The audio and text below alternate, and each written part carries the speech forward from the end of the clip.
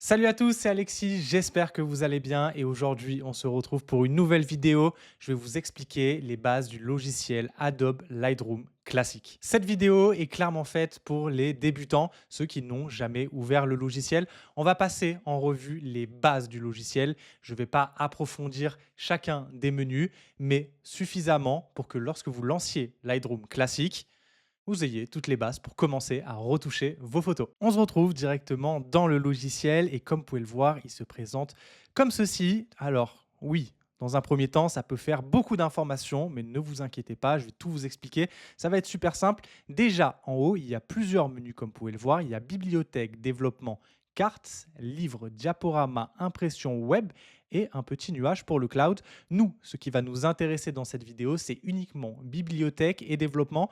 Le reste, vous pouvez oublier pour l'instant. On va vraiment se focaliser sur ces deux onglets. La première étape, ça va être forcément d'importer vos photos pour les retoucher. Et ça, c'est simple. Vous allez dans Fichier, importer des photos et des vidéos. Donc, cette page-ci s'ouvre et vous allez voir sur le côté tous vos disques durs, donc celui de l'ordinateur et un disque dur externe. Donc, je vais aller dans mon disque dur externe, récupérer les photos qui m'intéressent du dossier en question.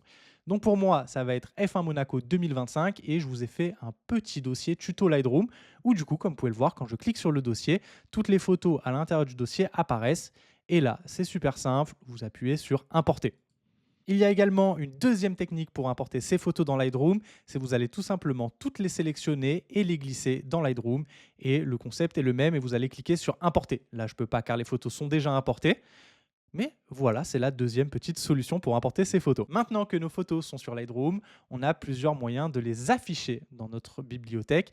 Comme vous pouvez le voir, les deux principaux dont je vous présentais, c'est le mode gris, celui-ci pour avoir une vue un peu générale, et le deuxième que moi j'utilise, où on a directement l'aperçu en grand de la photo. Et maintenant qu'on a toutes nos photos et qu'on sait un peu comment les prévisualiser, on va devoir les trier et les classer. Pour les trier et les classer, il y a plein de méthodes, mais je vais vous montrer la mienne la plus simple. Donc, dans un premier temps, vous allez voir le petit bouton filtre ici. Vous allez cliquer et là, tous les filtres vont pouvoir apparaître pour pouvoir filtrer nos photos.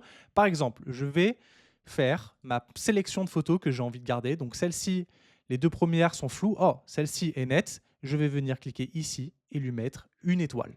Donc, je vais faire mon tri, tout simplement. Une deuxième qui me plaît, encore une étoile, et ainsi de suite. Et une fois que mon tri est terminé, je peux venir dans les petits filtres que j'ai activés, cliquer sur une étoile, et seulement mes photos une étoile apparaissent. Il y a différents modes. On peut choisir la note égale à 1, supérieure ou inférieure égale à 1. Donc non, on peut mettre égal à 1. Et du coup là, dans un premier temps, j'ai toutes les photos que j'ai sélectionnées et je vous montre rapidement une deuxième méthode que je peux également utiliser.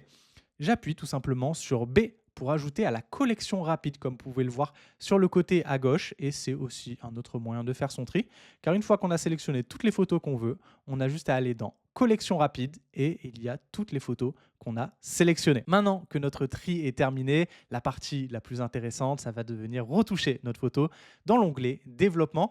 Et voici comment il se présente. Donc sur la partie gauche, on ne va pas y toucher dans cette vidéo. Pour moi, ça ne fait pas partie des bases, mais on va voir un petit peu tout ça, tous les réglages qu'on peut faire sur Lightroom. Comme vous pouvez voir, il y a énormément d'onglets, énormément de choses à faire. On va voir rapidement en revue les plus importants. Dans un premier temps, vous voyez un histogramme, c'est pour montrer un peu comment notre photo est exposée avec les noirs, les blancs, enfin bref. Mais si vous ne savez pas lire un histogramme, ne vous inquiétez pas, vous allez pouvoir bien retoucher votre photo quand même. On va commencer tout simplement par les réglages de base.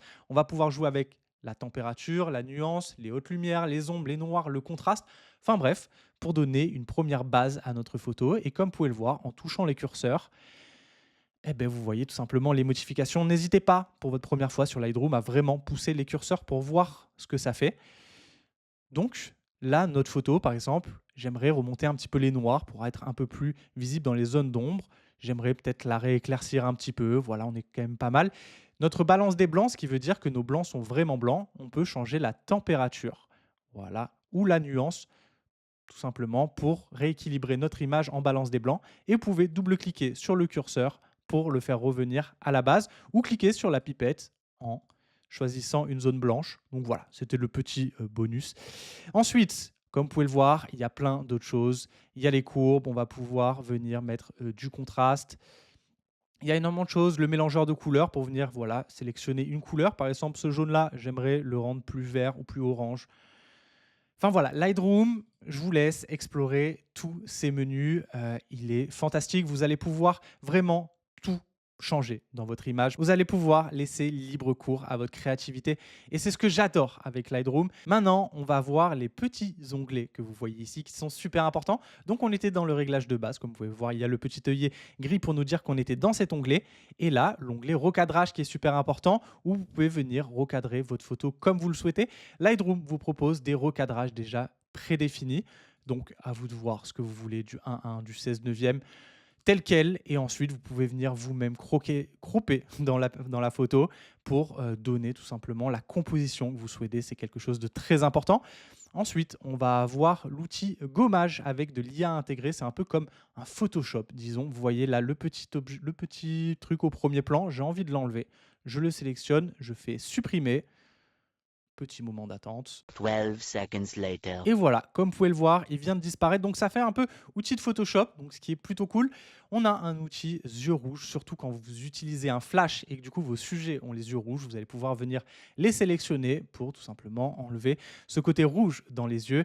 Et maintenant, ce que je préfère moi sur ce logiciel, c'est le masquage. On va vraiment pouvoir venir jouer avec chacun des éléments de cette photo. Donc, dans un premier temps, je vais vous montrer, on va prendre un pinceau. Voilà comment ça se présente. Vous pouvez changer la taille. Enfin bref, plein de petites choses. Je vous laisse toucher.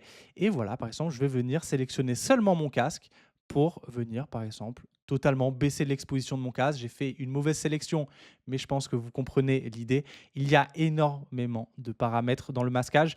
Vous pouvez venir sélectionner une zone, un dégradé linéaire et vous voyez toute ma partie de droite. Ce qui est en rouge, c'est tout ce que j'ai sélectionné et on va pouvoir venir rééclaircir, assombrir certaines parties de notre image.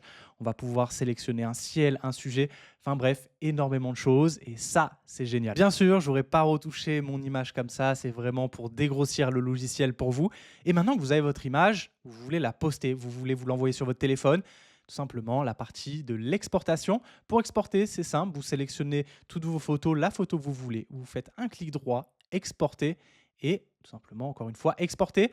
Donc voilà comment se présentent les différents menus déroulants et on va les voir un par un ensemble pour voir ce qu'on peut faire, ce qu'on peut changer. Donc, le premier temps, l'emplacement de l'exportation, où est-ce que vous voulez que vos photos aillent. Donc moi, ça sera sur le bureau et ça sera dans un sous-dossier qui s'appellera tuto. Donc si ce dossier n'est pas créé, tout simplement, Lightroom va le créer automatiquement sur votre bureau. Ensuite, la dénomination du fichier. Vous pouvez l'appeler comme vous voulez. Il y a plusieurs paramètres disponibles de base, donc je vous laisse faire celui que vous préférez.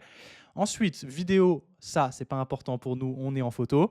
Le format du fichier, ça va être super important de mettre en JPEG pour si vous voulez poster sur Instagram, si vous voulez poster sur votre site internet. Enfin bref, dans 99% du cas, vous allez exporter en JPEG.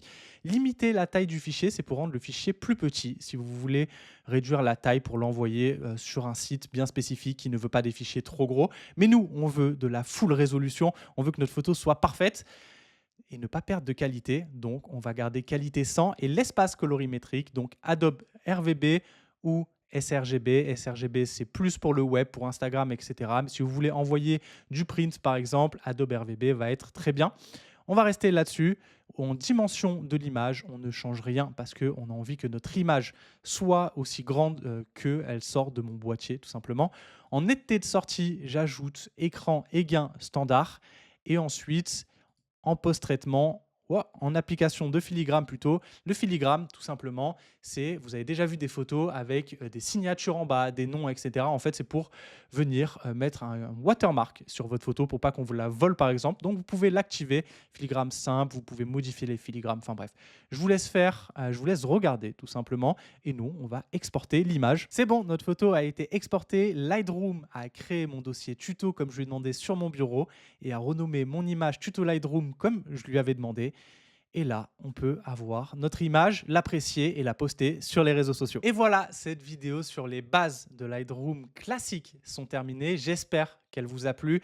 Surtout, le logiciel est beaucoup plus complet que ce que je vous ai montré. Je vous ai vraiment montré les premières bases que j'aurais aimé apprendre la première fois en lançant Lightroom Classic. J'espère qu'il vous aura aidé. Si vous avez n'importe quelle question, vous pouvez me mettre un commentaire sous cette vidéo et j'y répondrai. Et aussi, n'oubliez pas que la meilleure manière d'apprendre un logiciel, c'est de pratiquer. Donc allez-y, tentez des choses. Au début, forcément, ça ne va pas être top, mais vous allez vous améliorer et ça, c'est le plus important. J'espère que cette vidéo vous a plu. Si vous avez aimé cette vidéo, n'hésitez pas à liker, commenter, à la partager. Ça me ferait super plaisir. À vous abonner à cette chaîne également. C'était Alexis. On se retrouve très rapidement pour une nouvelle vidéo.